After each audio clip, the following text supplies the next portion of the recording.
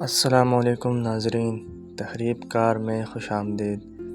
آج ایک نئی کہانی کے ساتھ آپ کی خدمت میں حاضر ہوں۔ انسان پر مصیبت اور پریشانی بعض اوقات گناہوں کی وجہ سے اور بعض دفعہ آزمائشوں کی وجہ سے آتی ہے، مگر انسان اس کو سمجھ نہیں پاتا کیونکہ انسان اور تقدیر کا رشتہ ہی نرالا ہے۔ ایک دفعہ کا ذکر ہے کہ ازبکستان میں ایک بادشاہ شکار کرتا ہوا اپنے بیٹے کے ساتھ کہیں نکل گیا۔ خدا کی کرنی کچھ ایسی ہوئی کہ بادشاہ کے بیٹے کی ٹانگ ٹوٹ گئی۔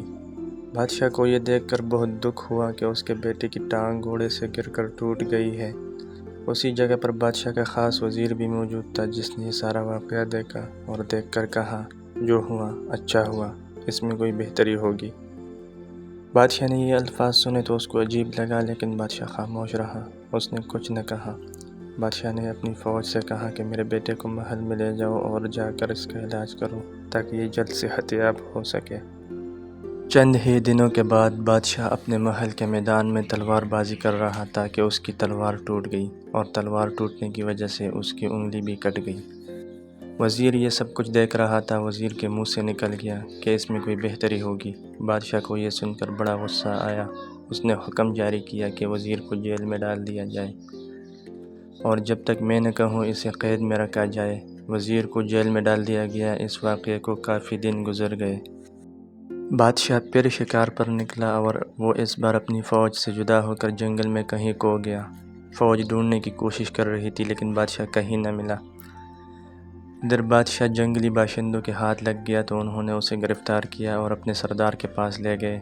باشندوں نے بادشاہ کو قبیلے میں اپنے سردار کے سامنے پیش کیا۔ تو سردار نے کہا کہ ہم اس کو کل قربان گاہ میں قربان کر دیں گے۔ کل سب قربان گاہ پہنچ جائے۔ اگلے ہی دن سب بندے قربان گاہ پہنچ گئے۔ بادشاہ کو قربان گاہ لایا گیا۔ بادشاہ کو قربان کرنے کی تیاری مکمل کر لی گئی۔ اس کو قربان کرنے لگے تو جلاد نے دیکھا کہ بادشاہ کے ہاتھ کی انگلی کٹی ہوئی ہے۔ اس نے سردار کو بتایا۔ سردار نے بادشاہ کو یہ کہہ کر آزاد کر دیا کہ ہم ایسی چیز کو قربان نہیں کرتے جس میں کوئی کمی واضح نظر آ رہی ہو۔ اتنے میں بادشاہ کی فوج بھی ادھر پہنچ گئی۔ وہ بادشاہ صحیح سلامت لے کر اپنے محل پہنچ گئے۔ بادشاہ نے حکم نامہ جاری کیا کہ میرے وزیر کو آزاد کر دیا جائے۔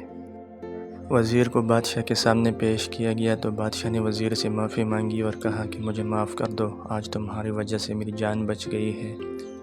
وزیر نے کہا، بادشاہ سلامت، کوئی مسئلہ نہیں، انسان خطا کا پتلا ہے، اس سے غلطی ہو جاتی ہے۔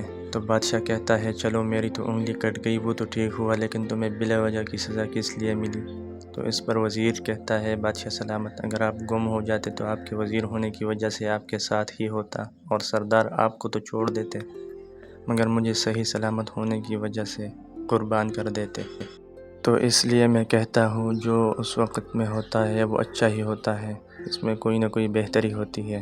انسان پر مصیبت اور پریشانی بعض اوقات گناہوں کی وجہ سے اور بعض دفعہ آزمائشوں کی وجہ سے آتی ہے، مگر انسان اس کو سمجھ نہیں پاتا کیونکہ انسان اور تقدیر کا رشتہ ہی نرالا ہے۔ یہ تھی ہماری آج کی کہانی۔ پھر ملیں گے ایک نئی کہانی یا واقعے کے ساتھ۔ تب تک اپنا خیال رکھیے گا۔ اللہ حافظ۔